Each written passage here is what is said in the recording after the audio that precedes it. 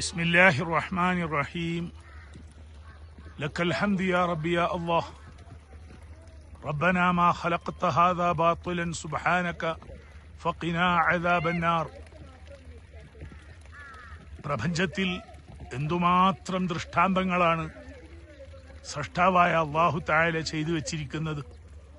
അവയെ ചിന്താപൂർവം വിലയിരുത്തിയാൽ ഇതിന്റെ പിന്നിൽ പ്രവർത്തിക്കുന്ന അള്ളാഹുവിന്റെ ഹക്കീമായ കരങ്ങൾ, അവന്റെ പ്രവൃത്തികൾ, യുക്തിഭദ്രമായ സംവിധാനങ്ങൾ എന്തുമാത്രം വലുതാണെന്ന് നമുക്ക് മനസ്സിലാക്കാൻ കഴിയും.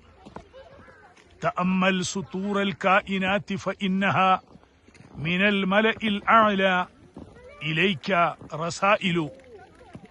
പ്രാപഞ്ചിക പ്രതിഭാസങ്ങളാകുന്ന മഹാപുസ്തകത്തെ മനനപൂർവം നീ വായിക്കുക, പഠിക്കുക.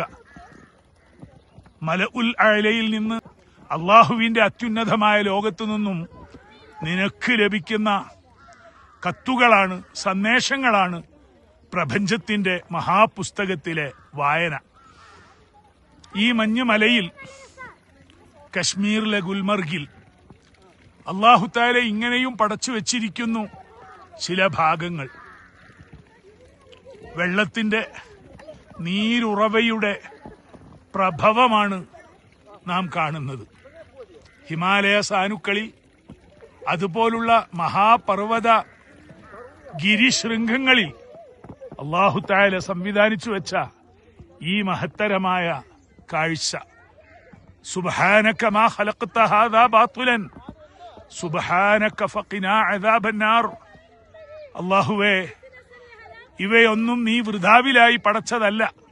ഇതിന്റെ പിന്നിലെല്ലാം വളരെ വ്യക്തമായ ആസൂത്രണമുണ്ട്.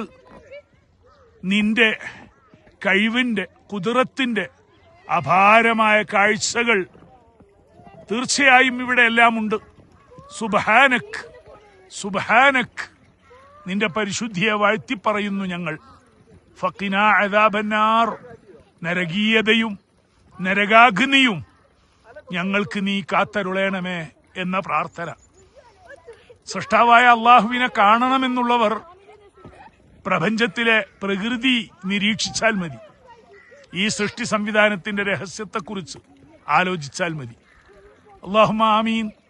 കശ്മീരിലെ ഗുൽമർഗിലെ ഇത്തരം വലിയ കാഴ്ചകൾ പർവ്വതങ്ങൾ താണ്ടി ഗിരിശൃംഗങ്ങളിലെത്തി മഞ്ഞു പർവ്വതങ്ങളിൽ കൂടിക്കാണുമ്പോൾ എന്തൊരു ആനന്ദം, എന്തൊരു സന്തോഷം.